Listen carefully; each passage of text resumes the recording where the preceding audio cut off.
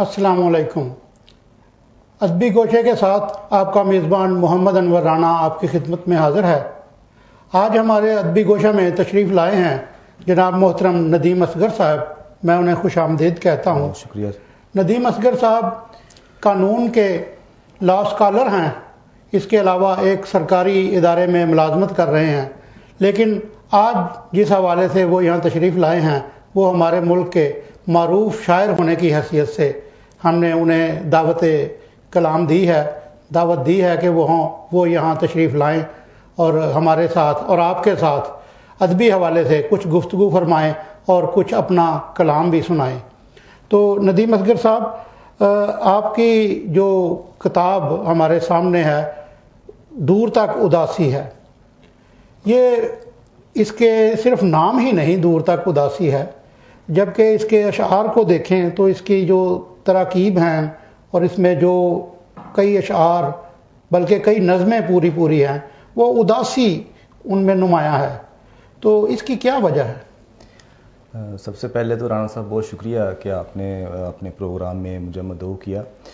اور رانا صاحب، جیسا کہ آپ جانتے ہیں کہ شاعر، ادیب، لکھاری جو بھی ہے وہ ہمیشہ وہی لکھتا ہے جو اپنے ارد گرد دیکھتا ہے، محسوس کرتا ہے اور اسی کو آگے وہ کنوے کرتا ہے، اسی کو لکھتا ہے۔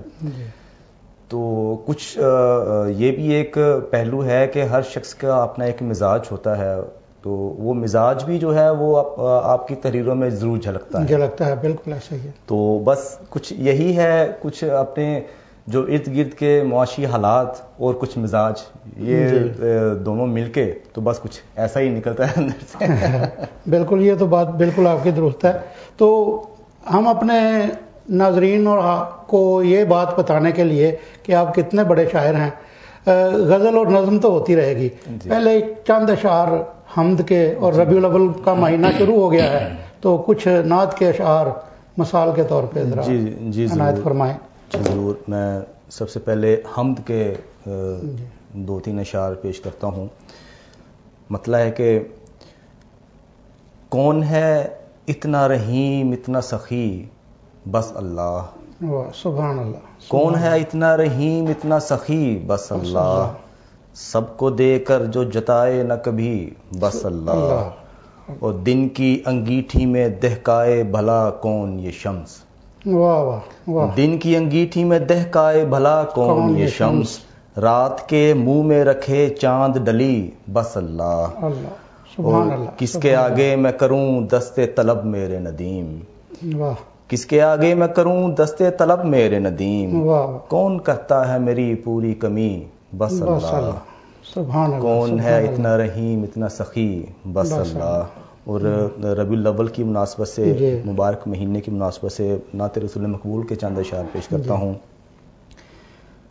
خدا کا شکر عشق کے حصار میں چلا گیا، خدا کا شکر عشق کے حصار میں چلا گیا، مچلتا دل درود سے خمار میں چلا گیا، واہ واہ واہ، سبحان اللہ، شکریہ۔ سبحان اللہ، خدا کا شکر عشق کے حصار میں چلا گیا، مچلتا دل درود سے خمار میں چلا گیا، اور میں خشک پتے کی طرح پڑا رہا خزاؤں میں، میں خشک پتے کی طرح پڑا رہا خزاؤں میں، درے نبی سے مس ہوا بہار میں چلا گیا، واہ واہ، سبحان اللہ، سبحان اللہ، شکریہ۔ میں خشک پتے کی طرح پڑا رہا خزاؤں میں، درے نبی سے مس ہوا بہار میں چلا گیا، اور آخری شعر کے میرے حبیب اذن ہو تو در پہ حاضری ملے، میرے حبیب اذن ہو تو در پہ حاضری ملے، یہ سال بھی سفر کے انتظار میں چلا گیا، خدا کا شکر عشق کے حصار میں چلا گیا۔ بہت شکریہ۔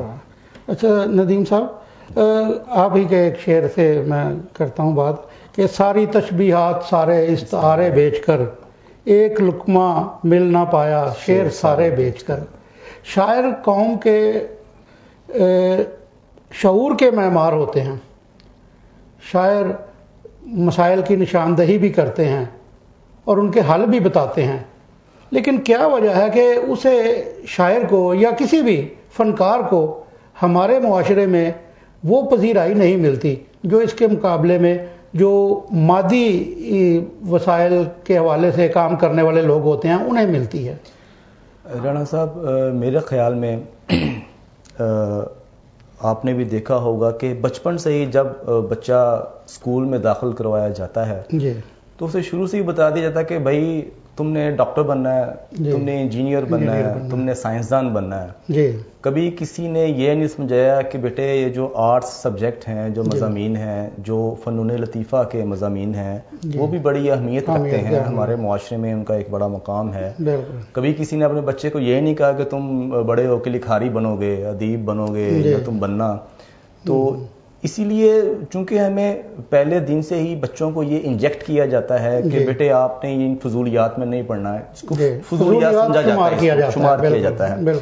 تو وہی چیز جو شروع سے بچپن میں بچے کے ذہن میں ڈال دی جاتی ہے وہ آخر تک وہ ہمارے جو ہے ذہان ہے انہی میں وہ رہتی ہے, اور ہم اسی کو فالو کرتے ہوئے ادیب کو, لکھاری کو, شاعر کو وہ اہمیت دے ہی نہیں پاتے, کیونکہ ہمارے اندر وہ چیز جو ہے وہ فکس ہو چکی ہے, پکی ہو چکی ہے کہ یہ فضولیات ہیں. حالانکہ ساری دنیا میں ایسا نہیں ہے, اس کے بالکل برعکس ہے. ایسا ہی ہے, ایسا ہی بالکل برعکس ہے. وہاں لکھاری کو استاد کو بہت عزت ملتی ہے. بالکل ایسا ہی ہے. ادھر لوگ ڈاکٹر بننے کی بجائے ٹیچر بننا پسند کرتے ہیں. ایسی بات ہے. کوئی افسانہ نگار بنتا ہے, کوئی کہانی کار بنتا ہے, تو اس کی ایک رسپیکٹ ہوتی ہے. لیکن ہمارے یہاں نہیں ہے. ہمارے یہاں نہیں ہے. یہ بہت بدقسمتی ہے ہمارے معاشرے کی. یہ شاید ہمارا جو عمومی رویہ ہے لوگوں کا وہ بھی یہی ہے کہ, یا پھر یہ بھی ہو سکتا ہے کہ اب جو ہمارے یہ شاعر اور ادیب ہیں یہ اس معیار کا کام نہیں کر رہے. ایسا بھی ممکن ہے؟ نہیں, اصل میں معیار تو رانا صاحب تب ہو کہ جب جو ہمیں جو یا لکھاریوں کو کچھ سمجھتے ہی نہیں ہیں, فضولیات سمجھتے ہیں وہ ہمارے کاموں کو, ہماری محنت کو, تو ان میں معیار کی تو بات آتی ہی نہیں ہے نا. جب وہ سننے ہی نہیں چاہتے, اس کو کچھ سمجھتے نہیں ہیں, وہ معیار کیا بنے گا ان کا. تو وہ تو اس کو جسٹ اگنور کرتے ہیں کہ یار یہ, اگر کوئی کسی کو بتا دے کہ جی میں شاعر ہوں تو وہ پہلے تو ہلکا سا وہ تنزن مسکراتے ہیں. تو وہ عزت ملتی ہی نہیں ہے. وہ اور ایک اور پہلو ہے, یہ جو آج کل فیس بک پہ اور سوشل میڈیا پہ چل رہا ہے کام کہ کسی کا شعر اٹھاتے ہیں, اس میں ایک دو لفظ کی رد و بدل کی, اور بلکہ رد و بدل بھی بعض اوقات تو نہیں کرتے. ہمارے اس طرح کے بہت سے. جی ایسے ہی. ان کے بارے میں آپ کا کیا خیال ہے؟ پہلی بات تو یہ کہ اسے ادبی سرقہ کہتے ہیں, چوری ہوتی ہے یہ باقاعدہ, اس کا نام وہ دیا گیا ہے.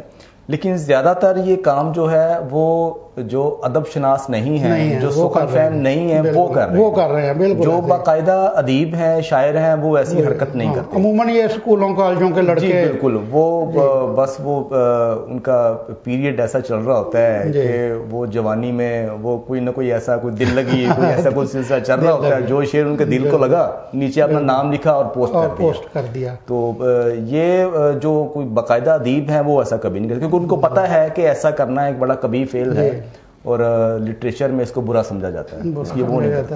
اور ایک سوال آپ سے یہ ہے کہ سارے جس سے بھی شاعر سے عموماً ہم بات کرتے ہیں یا عام بھی کسی سے کریں تو وہ کہتا ہے مجھے شاعری کا بچپن سے شوق تھا. آپ سے میرا سوال یہ ہے کہ آپ کو شاعری کا شوق کب سے ہوا, اور آپ نے پہلی غزل یا نظم کن حالات میں لکھی؟ رانا صاحب سب سے پہلے تو شکریہ کہ آپ نے یہ نہیں پتا کہ آپ نے یہ نہیں پوچھا کہ آپ کو محبت تو نہیں ہوئی. یہ ابھی میں پوچھنے والا تھا. میں نے یہی سوال پوچھا تھا کہ یار آپ نے کوئی نہ کوئی محبت کی ہے, عشق کیا ہے, جس کی وجہ سے آپ شاعر بن گئے ہیں. یہ سے اگلا سوال ہونا تھا. ایسا بالکل نہیں ہوتا. یہ واقعی اس میں کوئی شک نہیں ہے کہ یہ اللہ کی دین ہے, یہ اس کی ودیعت کی ہوئی چیز ہے جو ہر ایک کے پاس نہیں ہے. بالکل ایسا. تو جو چیز, جو ہنر اللہ تعالیٰ نے کسی کو دیا ہوا ہے تو وہ آٹومیٹیکلی انسان کے ذہن میں, انسان کے دل میں اس کے لیے محبت بڑھتی رہتی ہے, جاگتی ہے کہ یار میں یہ کام کروں, کیونکہ اللہ نے اس کو یہ والا ہنر دیا ہوتا ہے. تو آہستہ آہستہ وہ پالش ہوتا ہے. تو اسی طرح بس میں 8ویں کلاس میں پڑھتا تھا جب میں نے پہلا شعر کہا, اور باقاعدہ مشاعرہ جو پڑھنا شروع کیا وہ میرے خیال میں 10ویں کلاس میں نے باقاعدہ مشاعروں میں جانا شروع کیا. تو بس تبھی سے یہ سلسلہ چل رہا ہے. تو ناظرین, ہم ندیم اصغر سے ابھی یہ بھی پوچھیں گے کہ شاعری میں یا ادب میں ان کے استاد کون ہیں, اور انہوں نے یہ سفر جو کم از کم 30 سال پہ محیط ہے, کس طرح طے کیا، لیکن ایک چھوٹے سے وقفے کا وقت ہوا چاہتا ہے. وقفے کے بعد دوبارہ حاضر ہوں گے. کیا آپ جانتے ہیں گجرانوالہ کی پہچان کیا ہے؟ گزشتہ صدی کی داستان سناتا کہنگر، اکھاڑوں میں ببریاں ڈالتے ہوئے پہلوان، مزیدار اور لذیذ کھاتے، صنعت کا نہ رکنے والا پہیا، نامور ادبی شخصیات اور رانا عمر گروپ آف سروسز جو یہاں کے شہریوں کی 80% گراسری کی ضروریات پوری کر رہا ہے.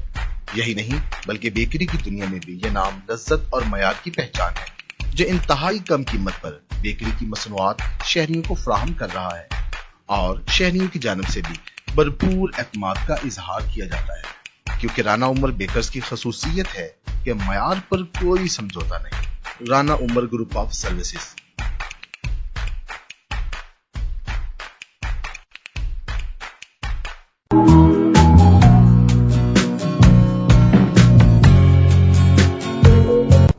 وقفے کے بعد آپ کی خدمت میں ایک مرتبہ پھر حاضر ہیں. وقفے سے پہلے ہم بات کر رہے تھے تو ندیم اصغر صاحب نے آپ کو بتایا کہ شاعر بنا بنایا ہوتا ہے، اسے کوئی بنا نہیں سکتا. لیکن ندیم صاحب اس کے باوجود کسی سے اصلاح رہنمائی کی ضرورت رہتی ہے. بالکل بے شک. آپ کو اس سلسلہ میں کہاں سے اصلاح لینی پڑی، یا آپ کے استاد کون ہیں، یا اس کے علاوہ بھی دوستوں سے بھی اس معاملہ میں مشاورت چلتی رہتی ہے؟ بالکل. تو اس حوالے سے آپ کچھ ہمیں بتائیں گے؟ جی رانا صاحب، دنیا کا کوئی بھی کام آپ شروع کریں آپ کو اس کے لیے کچھ نہ کچھ سیکھنا پڑتا ہے. وہ گھر بیٹھ کے آپ شروع نہیں کر سکتے یا اس میں مہارت حاصل نہیں کر سکتے. اس کی جو کمیاں بیشیاں، اس کی جو اونچ نیچ، وہ آپ کو پتہ کرنی پڑتی ہے، سیکھنی پڑتی ہے. تو اسی طرح ہمارے جو استاد ہیں جن سے میں نے شروع میں ہی سیکھا، وہ ہمارے اسکول ٹیچر ہی تھے. اللہ تعالیٰ نے غریق رحمت کرے، حافظ منور حسین سرمد صاحب. وہ بہت اچھے نعت کو شاعر تھے. انہی نے ہمیں پالش کیا، انہی نے مجھ میں وہ ایک سپارک محسوس کیا کہ یہ لڑکا کچھ لکھ سکتا ہے، اسے لکھنا چاہیے. تو انہی نے بڑھاوا دیا، بڑی ہمت بندھائی. تو انہی سے اصلاح لیتا رہا ہوں. اور اس کے بعد جو دوستوں میں ہلکی پھلکی مشاورت چلتی رہتی ہے، یہ تو آپ کو پتہ ہے، آپ بھی شاعر ہیں، یہ چلتا رہتا ہے. ان میں دوستوں میں شیراز ساگر ہیں وزیر آباد سے، بڑے اچھے میرے دوست ہیں، وہ جنہوں نے وہ گلزار ایک احساس. جی بالکل، گلزار ایک احساس، وہ ان کا مقالہ ہے ایم فل کا، اور بڑا مشہور ہوا. اور شاد فیروز ہیں گجرانوالہ سے، یہ تو ہمارے گجرانوالہ کے. جی بالکل. تو یہ میں ہلکان سمندر. جی بالکل، میں ہلکان سمندر کے جی وہ رائٹر ہیں. تو یہ میرے بڑے قریبی دوست بھی ہیں، اور میں انہی سے جو مشاورت کبھی ہوتی رہتی ہے، چلتی رہتی ہے، ان سے بڑا پیار دیتے ہیں، بڑی عزت کرتے ہیں. ٹھیک. تو غزل کا ایک اپنا ماحول ہوتا ہے اور نظم کا اپنا. جی بالکل. ٹھیک ہے. آپ نے اپنی شاعری میں نظم بھی اسی روانی سے کہی ہے اور غزل بھی، اور اس میں مختلف رنگ بھی دکھائے ہیں، تراکیب دکھائی ہیں. تو میرا سوال یہ ہے کہ آپ کا میلان غزل میں زیادہ آسانی محسوس کرتا ہے یا نظم میں؟ رانا صاحب، واقعی میں نے غزل میں بھی کہا اور نظم میں. ویسے تو آپ نے تروینیاں بھی اور بھی بہت سی نعت حمد سب کچھ کیا ہے، لیکن دو یہ مین جی وہ جو ڈومینز ہیں، ایک نظم کی ہے اور ایک غزل کی. تو غزل چونکہ اس میں آپ کو پتہ ہے کہ قید و بند ہوتی ہے، اس میں قافیہ ردیف، یہ اس کی جو بہور کا بھی خیال، جی بہور کا خیال رکھنا پڑتا ہے. جبکہ نظم میں یہ آسانی ہے کہ آپ ردیف اور قافیہ سے آزادی ہے، وہاں پہ آسانی ہے. اور یہ میرے خیال میں شاعر پہ یہ ایسے دور گزرتے رہتے ہیں کہ کبھی اس کو نظم سے محبت ہو جاتی ہے اور کبھی غزل سے. بالکل. تو یہ بس میرے ساتھ بھی کچھ ایسا ہی ہے، کبھی کبھی جو میلان ہے وہ نظم کی طرف بڑھ جاتا ہے اور کبھی غزل کی طرف. تو لیکن میں مسلسل دونوں کی محبت میں گرفتار ہوں اور یہ دونوں ساتھ ساتھ چل رہی ہیں. تو غزل میں آپ کی، میں ایک غزل میرے دماغ میں اس طرح فٹ ہو گئی ہے، وہ جس میں نا بہت زیادہ تراکیب ہیں کہ بنجر راتیں، بانج سویرے، بوجھل رستے اور ٹھٹھری چاہت، لاوا جذبے. میں آپ سے درخواست کروں گا کہ آپ ہمارے ناظرین کو وہ غزل ضرور سنائیں تاکہ پتہ چلے لوگوں کو کہ تراکیب کیسے استعمال ہوتی ہیں اور ثنائے اور بدائے کس طرح استعمال کیے جاتے ہیں. ایک ہی غزل میں بہت کم شاعروں نے اس طرح ثنائے اور بدائے استعمال کیے ہیں کہ ہر شعر میں تقریباً 3-3 2-2. جی تو جی ضرور. یہ دور تک اداسی ہے سے غزل ہے کہ مطلب ہے کہ شام ہوئی گھر لوٹی یادیں، واہ سورج روپ تراشوں کیسے. واہ واہ واہ. شام ہوئی گھر لوٹی یادیں، سورج روپ تراشوں کیسے. واہ. ایک اجالا لاکھ اندھیرے، اس کو سب میں بانٹوں کیسے. واہ واہ واہ سبحان اور اللہ. ٹھٹھری چاہت، لاوا جذبے، ہجر مشقت بس سے باہر. ٹھٹھری چاہت، لاوا جذبے، ہجر مشقت بس سے باہر. دل چرخے پر سوت تمہاری یادوں کا میں کاتوں کیسے. واہ. اور بنجر راتیں، بانج سویرے، بوجھل رستے، الجھی منزل. بنجر راتیں، بانج سویرے، بوجھل رستے، الجھی منزل. دن جیون کے اب تیرے بن کاٹوں تو پھر کاٹوں کیسے. واہ واہ واہ واہ. اور اجڑے موسم، پگھلے منظر، ٹوٹے خواب، آشفتہ لہجے. اجڑے موسم، پگھلے منظر، ٹوٹے خواب، آشفتہ لہجے. تھوڑی سانسیں، بوجھ میں اتنا ان کاندھوں پر لادوں کیسے. واہ واہ واہ. شعر کے سرخ اجالے، سوکھے پانی، اگتی دھوپ اور مرتی چھاؤں. سرخ اجالے، سوکھے پانی، اگتی دھوپ اور مرتی چھاؤں. تپتے صحرا، چبھتے پتھر، ان رستوں پر بھاگوں کیسے. اور یہ شعر رانا صاحب دیکھیں کہ میں تو روکھی سوکھی تجھ کو جان سے پیارے دے سکتا ہوں. میں تو روکھی سوکھی تجھ کو جان سے پیارے دے سکتا ہوں. شال پہ تیری چاند ستارے، میں بیچارہ ٹانکوں کیسے. اور مقطع ہے کہ کس کو رکھوں کس کو پھینکوں، لمحے سارے بکھر گئے ہیں. واہ. کس کو رکھوں کس کو پھینکوں، لمحے سارے بکھر گئے ہیں. کھول کے ماضی پچھتایا ہوں، آج ندیم یہ چھانٹوں کیسے. اور شام ہوئی گھر لوٹی یادیں، سورج روپ تراشوں کیسے. ایک اجالا لاکھ اندھیرے، اس کو سب میں بانٹوں کیسے. بہت شکریہ. ندیم صاحب، آپ کا پورا نام ندیم اصغر، یہی آپ کا اصل نام ہے؟ جی بالکل. آپ نے کوئی تکلف نہیں کیا کہ کوئی تخلص ساتھ لگائیں؟ یہ ضرورت ہی نہیں محسوس کی یا دانستہ ایسا کیا؟ اصل میں رانا صاحب مجھے اپنا نام بہت پسند ہے. مجھے اپنے نام سے شروع سے ہی محبت ہے. بچپن سے ہی مجھے اپنا نام تھوڑا مختلف لگتا تھا کہ یار میرا نام مختلف ہے دوسروں سے. تو بس وہ اسی محبت میں میں نے یہ نام تخلص جو ہے وہ نہیں رکھا. تو بس یہی تخلص ہے، یہی نام. جی بالکل. بہت اچھا. اور خوشبو کلیاں بھنورے چندہ تارے سورج، یوں اپنے احباب مکمل کر لیتا ہوں. آپ کے جو احباب آپ مکمل کرنے کی کوشش میں رہتے ہیں، خوشبو کلیاں بھنورے چاند ستارے،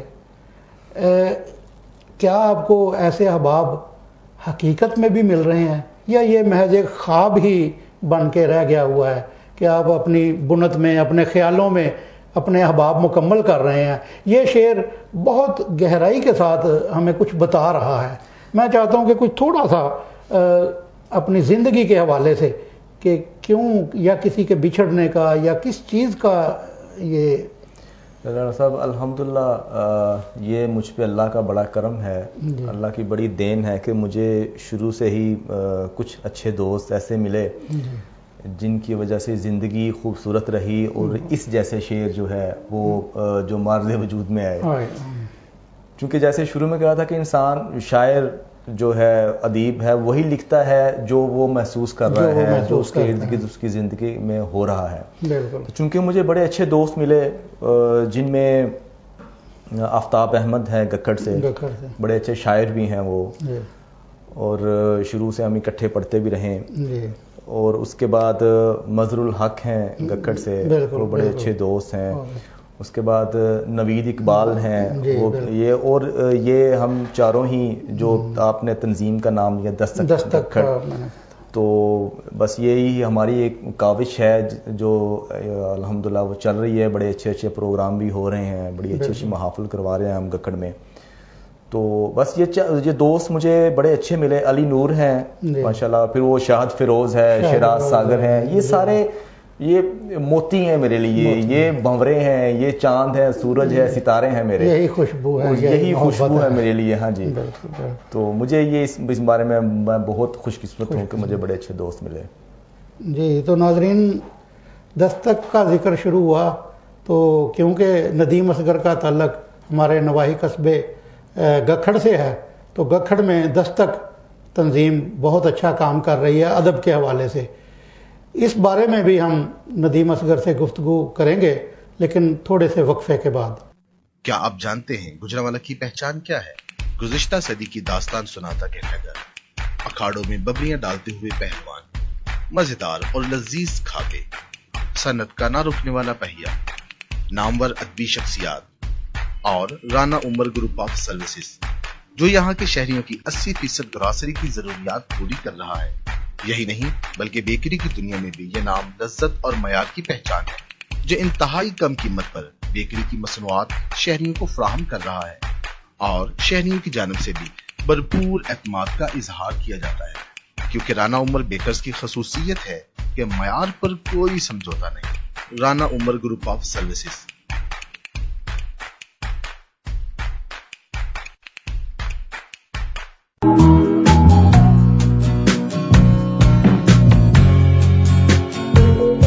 وقفہ کے بعد آپ کو ایک مرتبہ پھر خوش آمدید کہتے ہیں. تو ندیم اصغر کے ساتھ ہماری گفتگو کا سلسلہ جاری ہے. گکھڑ میں ایک تنظیم ادبی کام کر رہی ہے دستک کے نام سے. اس کے علاوہ بھی کچھ تنظیمیں ہیں جو اس حوالے سے کام کر رہی ہیں. وزیر آباد تحصیل میں تو کافی زیادہ ہیں.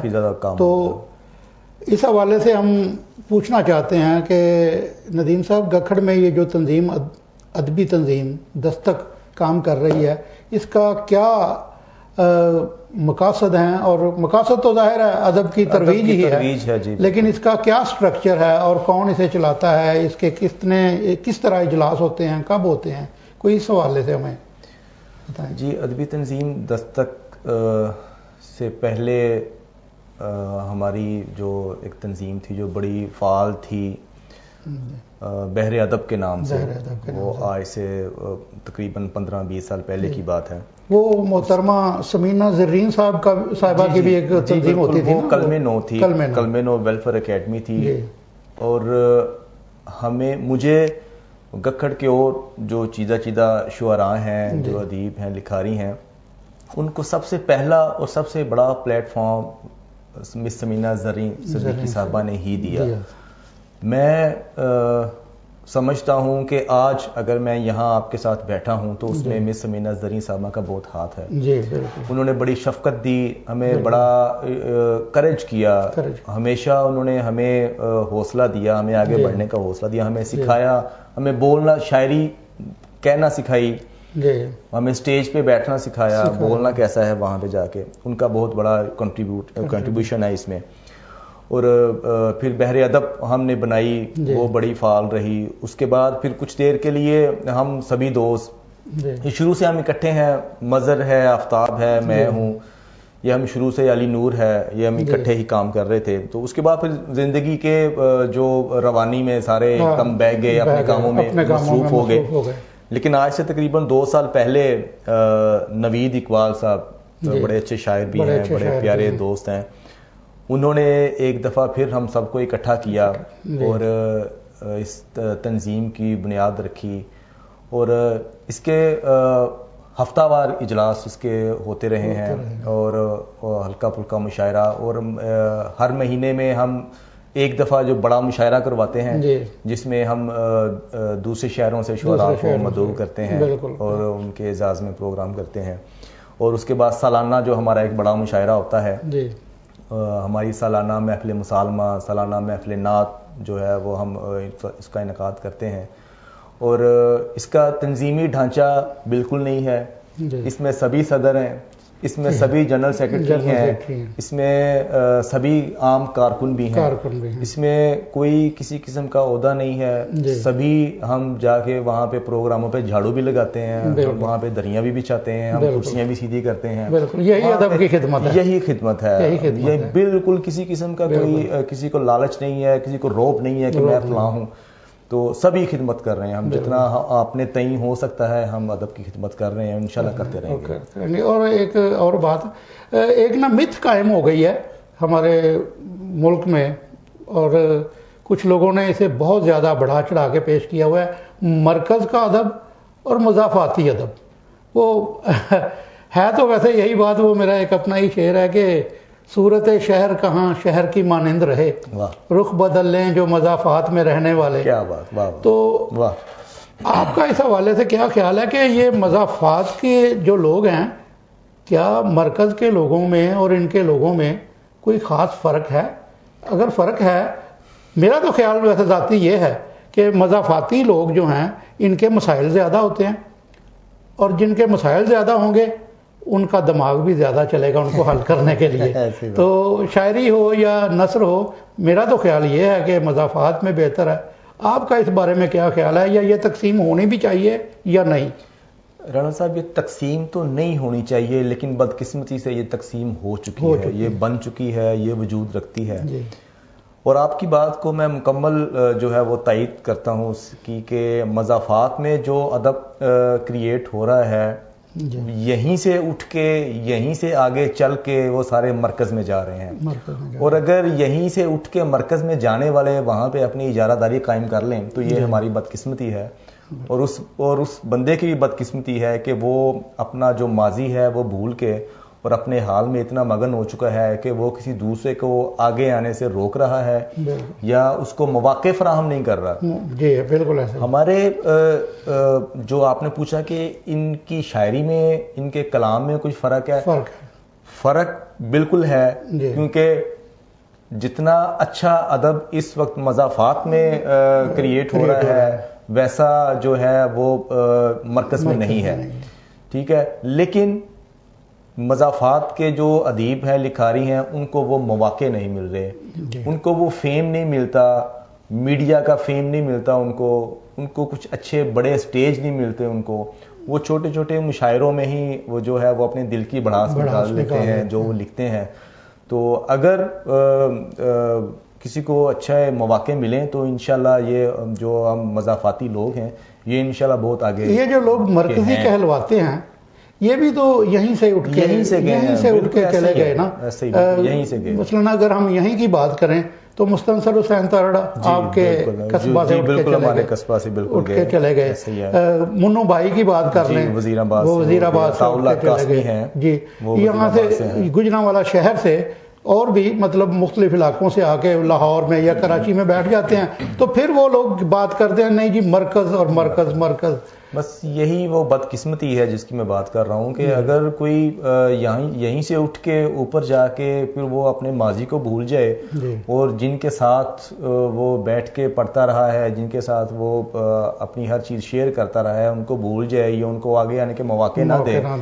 بلکہ ہونا تو یہ چاہیے کہ جو بندہ اوپر جو کنویں سے نکل چکا ہے وہ ہاتھ بڑھا کے جو کنویں میں پھنسے ہوئے ہیں ان کو باہر نکالے. جبکہ یہاں یہ ہوتا ہے کہ جو کنویں میں گرے ہوئے ہیں باہر نکلنے والا ان کو اور اوپر سے دباتا ہے کہ یہ اوپر نہ آئے. یہ ہماری بڑی بدقسمتی ہے.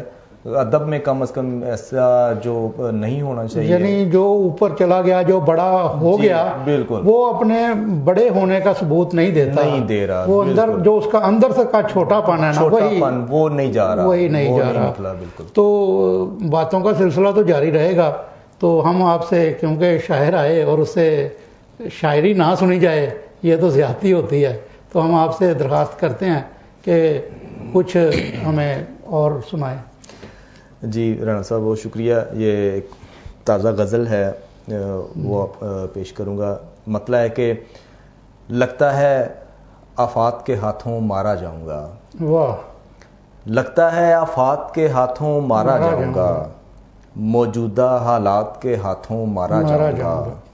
اور دن سے تو میں جیت گیا ہوں لیکن جانتا ہوں، آہا، دن سے تو میں جیت گیا ہوں لیکن جانتا ہوں میں پکا اب رات کے ہاتھوں مارا جاؤں گا۔ واہ واہ واہ واہ، دن سے تو میں جیت بات، گیا ہوں لیکن جانتا ہوں واہ، میں پکا اب رات کے ہاتھوں مارا جاؤں گا، اور تنہا تھا تو میں جی بھر کر جی تو لیتا تھا، آہا، تنہا تھا تو میں جی بھر کر جی تو لیتا تھا، پر اب تیرے ساتھ کے ہاتھوں مارا جاؤں گا۔ واہ واہ، اور وہ کہتی ہو نا کہ میری عمر لگے تم کو، آہا، وہ کہتی ہو نا کہ میری عمر لگے تم کو، میں تیری اس بات کے ہاتھوں مارا جاؤں گا۔ واہ واہ واہ، دو دشمن ہیں دل اور آنکھ جو گھات لگائے ہیں، واہ، جو دو دشمن ہیں دل اور آنکھ جو گھات لگائے ہیں، لگتا ہے جذبات کے ہاتھوں مارا جاؤں گا، واہ اور واہ، یاد ہے دل پر ہاتھ تو رکھتا تھا میں کہتا تھا، واہ، یاد ہے دل پر ہاتھ تو رکھتا تھا میں کہتا تھا، ہائے میں اس ہاتھ کے ہاتھوں مارا جاؤں گا۔ واہ واہ، مکرر، یاد ہے دل پر ہاتھ تو رکھتا تھا میں کہتا تھا، واہ، ہائے میں اس ہاتھ کے ہاتھوں مارا جاؤں گا، اور مقطع ہے کہ ہجر سے ہر پل جنگ لگی رہتی ہے یار ندیم، واہ، رانا صاحب شعر دیکھیے گا، واہ واہ، ہجر سے ہر پل جنگ لگی رہتی ہے یار ندیم، لکھ لو اسی بدذات کے ہاتھوں مارا جاؤں گا۔ واہ واہ واہ، بہت اچھا، ہجر سے ہر پل جنگ لگی رہتی ہے یار ندیم، واہ، لکھ لو اسی بدذات کے ہاتھوں مارا جاؤں گا، لگتا ہے آفات کے ہاتھوں مارا جاؤں گا، موجودہ حالات کے ہاتھوں مارا جاؤں گا۔ بہت اچھے، بہت اچھی غزل، بہت شکریہ ناظرین، اتنی خوبصورت غزل، میں تو ابھی تک اس کے سرور میں ہوں، آپ بھی اس کے سرور میں تھوڑی دیر وقفہ لیجئے، وقفہ کے بعد دوبارہ حاضر ہوں گے اور بات چیت کا سلسلہ آگے بڑھے گا۔ کیا آپ جانتے ہیں گجرانوالہ کی پہچان کیا ہے؟ گزشتہ صدی کی داستان سناتا کہنے لگا، اکھاڑوں میں ببریاں ڈالتے ہوئے پہلوان، مزیدار اور لذیذ کھاتے، صنعت کا نہ رکنے والا پہیا، نامور ادبی شخصیات اور رانا عمر گروپ آف سروسز، جو یہاں کے شہریوں کی 80% گراسری کی ضروریات پوری کر رہا ہے۔ یہی نہیں بلکہ بیکری کی دنیا میں بھی یہ نام لذت اور معیار کی پہچان ہے، جو انتہائی کم قیمت پر بیکری کی مصنوعات شہریوں کو فراہم کر رہا ہے، اور شہریوں کی جانب سے بھی بھرپور اعتماد کا اظہار کیا جاتا ہے، کیونکہ رانا عمر بیکرز کی خصوصیت ہے کہ معیار پر کوئی سمجھوتا نہیں۔ رانا عمر گروپ آف سروسز۔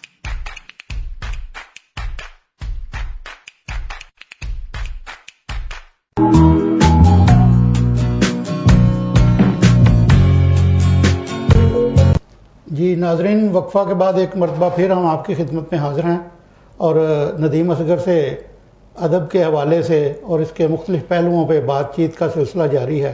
تو اس سلسلہ میں ایک مرتبہ پھر ندیم صاحب سے پہلے تو یہی گزارش کروں گا کہ آپ اپنی کوئی اچھی سی غزل ناظرین کو سنا دیں۔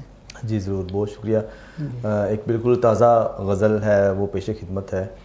مطلب ہے کہ اندھیرا جھیل لیتا ہوں ستارے چھوڑ دیتا ہوں، واہ واہ واہ، اندھیرا جھیل لیتا ہوں ستارے چھوڑ دیتا ہوں، میں طوفان بھانپ کر پھر بھی کنارے چھوڑ دیتا ہوں، واہ واہ واہ واہ، اور مجھے تنہا ہی رہنا ہے کسی سے کچھ نہیں کہنا، مجھے تنہا ہی رہنا ہے کسی سے کچھ نہیں کہنا، جو دل بیزار ہو جائے میں سارے چھوڑ دیتا ہوں، واہ واہ، مجھے تنہا ہی رہنا ہے کسی سے کچھ نہیں کہنا، جو دل بیزار ہو جائے تو سارے چھوڑ دیتا ہوں، اور زیادہ دیر دل ایک کام میں ٹک کر نہیں لگتا، زیادہ دیر دل ایک کام میں ٹک کر نہیں لگتا، میں پنجرا کھول دیتا ہوں غبارے چھوڑ دیتا ہوں، واہ واہ، اور بہت باتیں بناتا ہوں میں کافی بولتا بھی ہوں، بہت باتیں بناتا ہوں میں کافی بولتا بھی ہوں، مگر جو گفتگو ہو تیرے بارے چھوڑ دیتا ہوں، واہ واہ، بہت باتیں بناتا ہوں میں کافی بولتا بھی ہوں،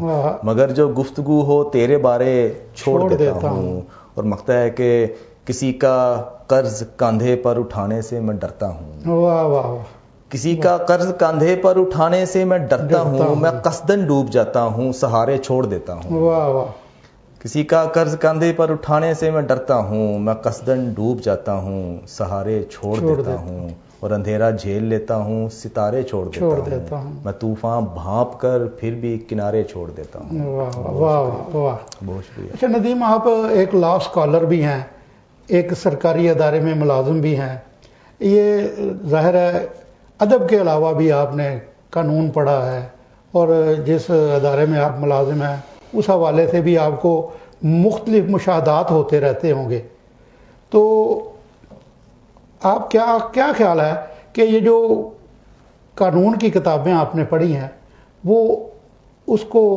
کسی بھی حوالے سے ادب میں آپ نے ان کا جو اخذ کیا گیا، ان سے جو بھی نالج اخذ کیا گیا ہے ان کو اپنی شاعری میں استعمال کیا ہے؟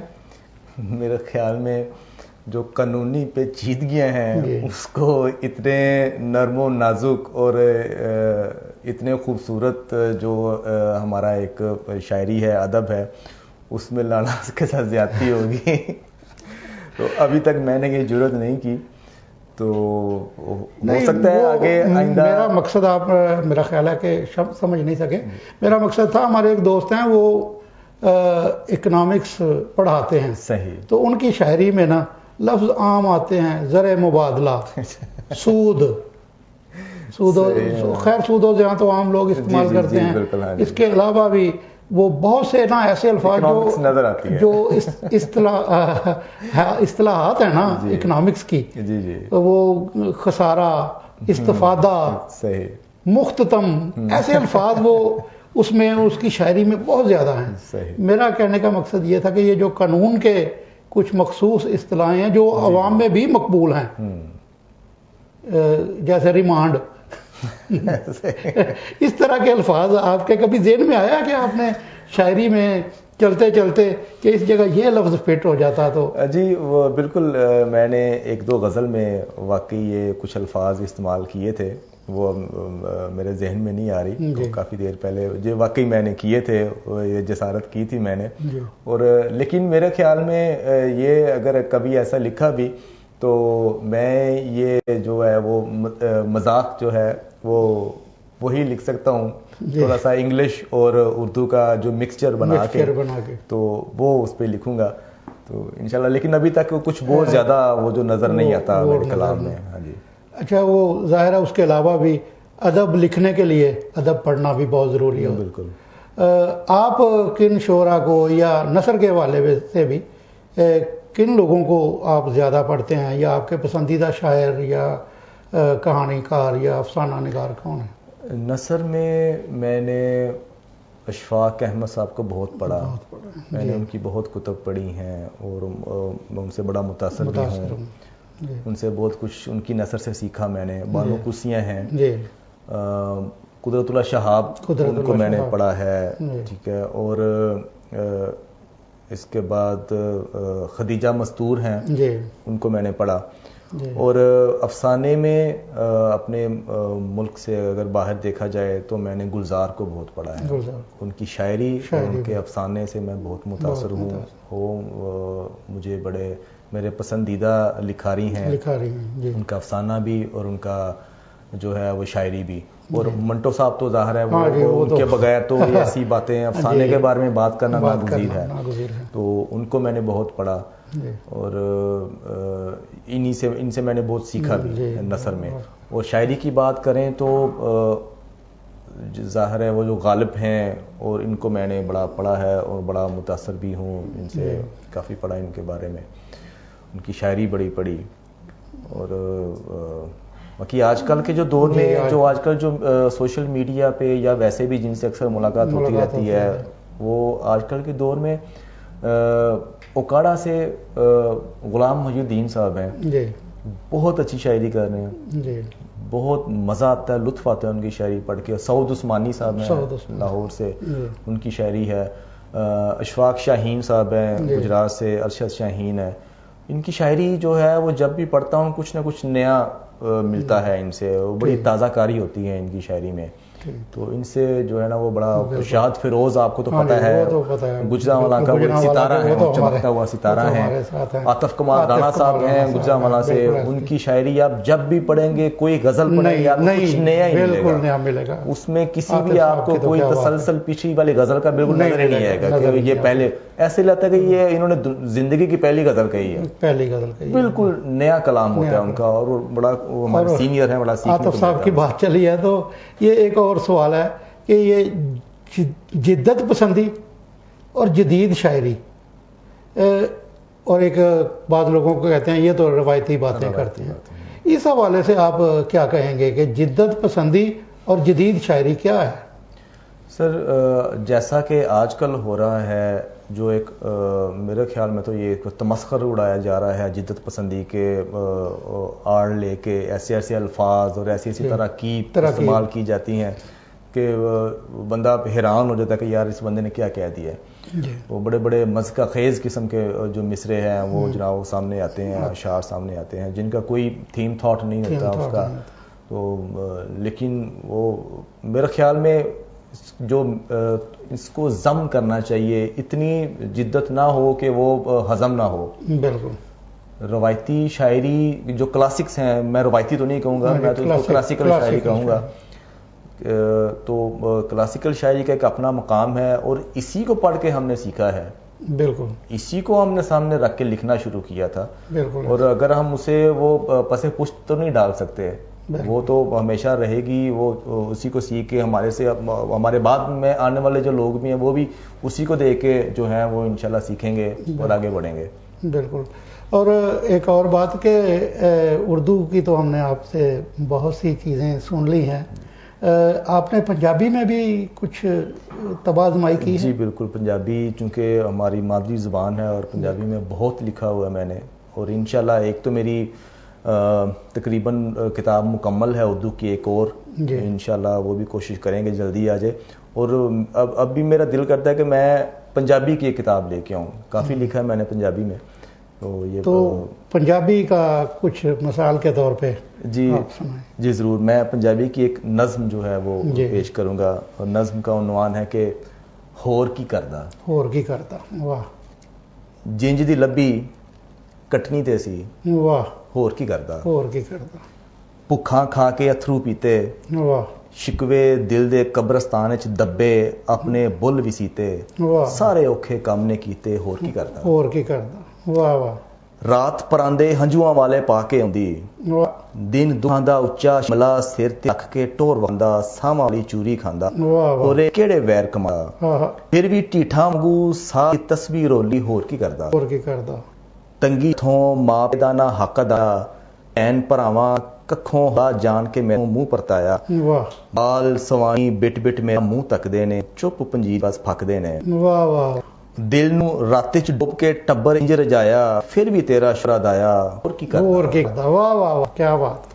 بول ربا تے آکھے صبر کیتا، در پیالہ ہس پیتا، رزق حلال کماویں میں روز سویرے، نیندرے ننگے جسم منجی اتے لیاں چھڑ کے اٹھوتا. واہ.